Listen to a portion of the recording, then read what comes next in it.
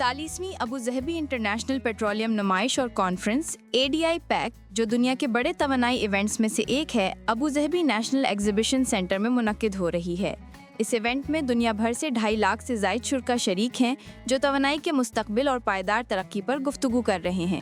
متحدہ عرب امارات کے نائب صدر اور نائب وزیر اعظم شیخ منصور بن زاید ال نہیان نے افتتاحی خطاب میں کہا ہے کہ ADI پیک کی میزبانی اس بات کی عکاس ہے کہ UAE توانائی کے شعبے میں عالمی مکالمے، توانائی کے تحفظ اور پائیداری کے فروغ میں اہم کردار ادا کر رہا ہے۔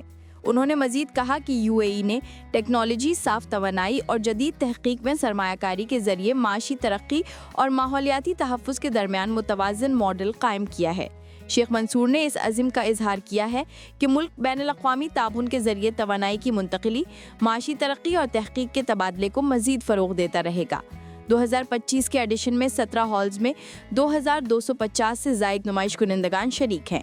نمائش میں مصنوعی ذہانت، ڈیجیٹل تبدیلی، کاربن اخراج میں کمی، بحری اور لاجسٹکس شعبے اور کم کاربن کیمیائی حل کے لیے خصوصی زونز قائم کیے گئے ہیں۔ منتظمین کے مطابق ایونٹ دنیا بھر میں پائیدار اور جدید توانائی نظاموں کی جانب بڑھتی تبدیلی کی نمائندگی کرتا ہے۔ China national petroleum corporation CNPC بھی ایونٹ میں شریک ہے اور گہرائی میں توانائی کی دریافت، مصنوعی ذہانت پر مبنی آپریشنز اور ماحول دوست کم کاربن توانائی تبدیلی سے متعلق منصوبے پیش کر رہی ہے۔